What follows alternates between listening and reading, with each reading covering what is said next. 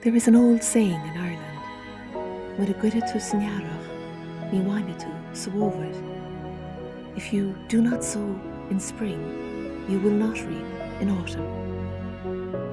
This proverb or seanachal is a gentle reminder that life moves in cycles and timing is everything. And so too with our inner lives. This proverb speaks to the deep rhythms of becoming, the sowing, the tending, and in time the harvest. No stage can be hurried. None can be skipped. The work must be done in its own season.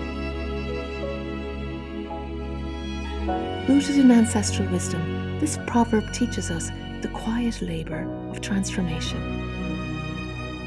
It is the wisdom of patience, trust, and instinctual knowing that what is planted and cared for in its own time will bear fruit. With a gcuireadh tú san Dhearach, ní bhainne tú sa bhómhaid. If you do not sow in spring, you will not reap in autumn.